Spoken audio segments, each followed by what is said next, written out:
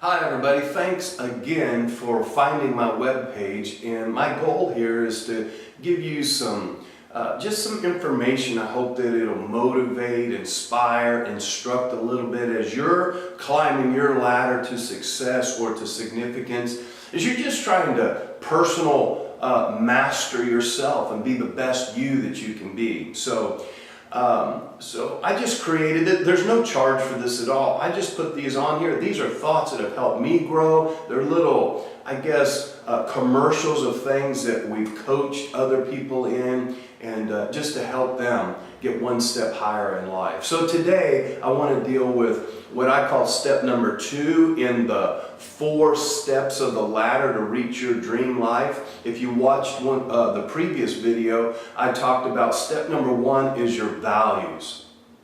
Well, step number 2 then is building habits around those values. And when we talk about building habits, habits can take anywhere from 21 to 66 days. Well, here's what I know. Some people will say 66 days, man, that's a major sacrifice. I think it's a bargain. I think 66 days out of your entire life to help you reach your dream life. And one of the things I know that if you try to build habits off of behavior, it's a little bit harder than when you start building habits based on your identity. So sometimes habits are hard to break. Somebody's trying to stop smoking and someone offers them a cigarette and they say something like this: well, no, I'm trying to stop smoking. Well, they built their identity around that habit. I'd rather hear people say, no, I don't smoke, because then the habit is built on your identity rather than a behavior. And so that's kind of a step number 1.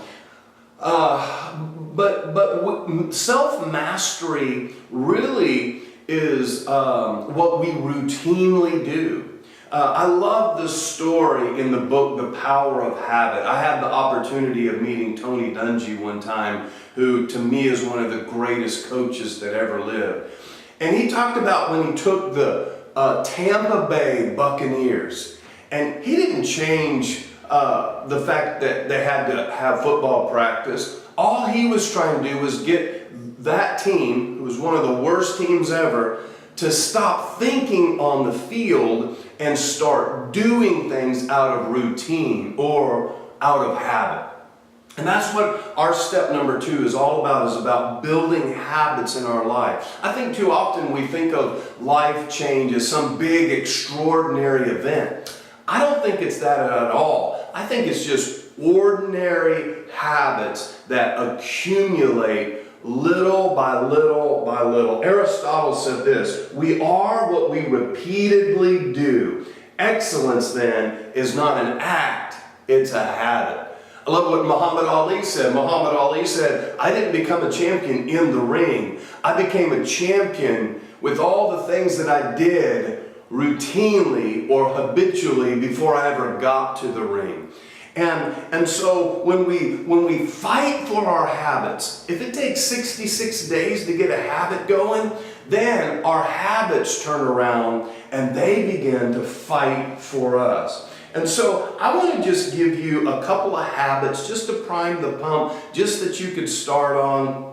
I believe in, once you know your values in life, you'll connect. And I just challenge you to connect one healthy habit to every value. If you have 3 values, make a habit on that value. Let me give you an example. If you say family is a value, then every day, what do you do as a habit to build that value or to enforce that value? Do you take your spouse on a date once a week? Do you have time for your kids every single day? Do you have a bedtime routine with them, a story time, a family meal, a time that you disconnect from technology? So in other words, you build a habit based on one of your values. And if nothing else, let me give you what I call just some keystone habits. These are just a couple out of my own life. But I call it the value habit, which is what I just explained. So I connect a habit or a routine to something I value. And while you're trying to really get your values down, I even tell people for 66 days, write your 2, 3, 4, 5 values out in a journal every day so that you're focusing on what you value. See, here's what I know. What you focus on in life is what you become excited about. And what you become excited about is what gets activated in your life. Come on, that was a mouthful. You can even rewind me and listen to that again. It's what we activate in our life. So it's kind of like this. When we start focusing on something, that's the thing that starts coming towards us. So focus on your values. Make a habit of looking at your values. So one of the habits I have, for example, is the first thing I do every single morning is I list and I write them out 3 things I'm grateful for. Well, what that does is it sets my brain in motion to see the positive rather than seeing the negative. And so I encourage you to do that. It's kind of like this. If you've ever bought a new car, you buy that certain color, that certain model. You've probably never seen one before. The minute you drive it off the lot, you see a dozen of them driving around because your brain begins to identify the thing that you've become focused on. So that's what I call the value habit. Another keystone habit for me is what I call the wholeness habit. And the wholeness habit is really just about feeding and building all the parts of my life. Let me give you an example, again, out of my life. You can modify this. But before I ever hit the door in the morning, actually before my eyes ever see another person, I rise up really early and I fuel the 4 parts of me that make me up. My spirit, my physical body, my spiritual person, my physical person, my emotional person, and my intellectual person. In the first hour of every morning, I fuel those things. It's a habit. Now, sometimes we view habits as something really hard. It doesn't have to be hard at all. The first thing I do is I get out of bed and I walk in and pour me a 12-ounce glass of water, and I drink that water before I do anything else. I'm already feeding my physical body. Cells are being renewed. My brain's coming to life. I'm dehydrated from 7 hours or 8 hours of sleep. And so, and then I go from there and I do my gratefulness journal. For me, that helps me engage in my spirituality. It helps me engage emotionally.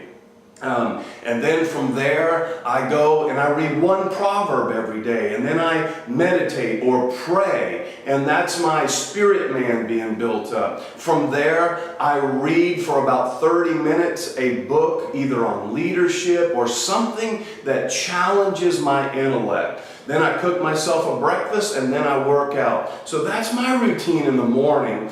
I want to challenge you, before you face the door, I call it 4 before the door. Before you go face the world and you're already stressed out, running behind, grab a hold of life, open the door to your world and take control of it. Let me give you one more. I call it the space habit. I know it's kind of a funny name and you get ideas of people in outer space maybe, but I'm just talking about margin in life.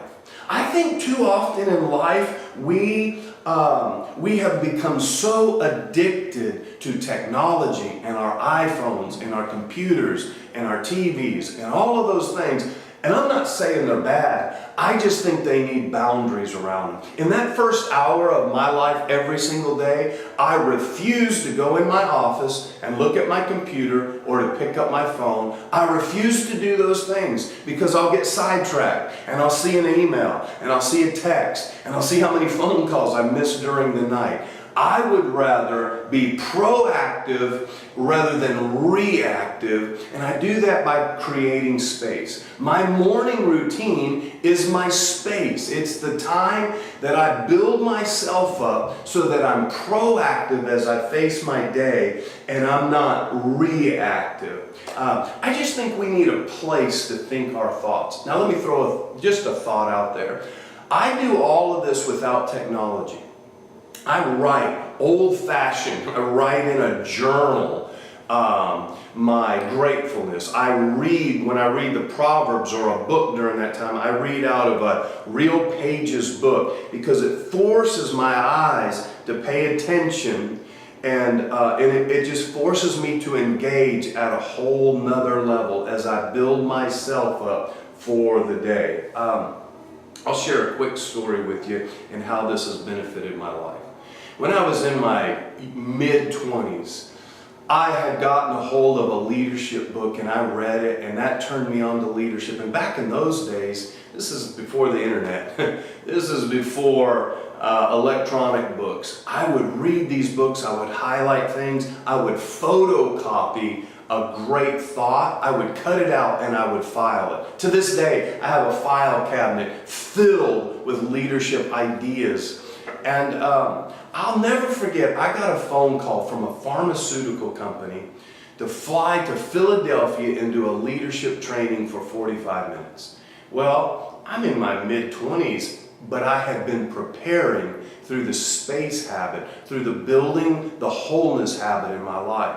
And so when I had the opportunity, I didn't have to scurry around. I had built a solid habit of a little bit, just the ordinary, boring habits every day of reading, clipping out, and filing.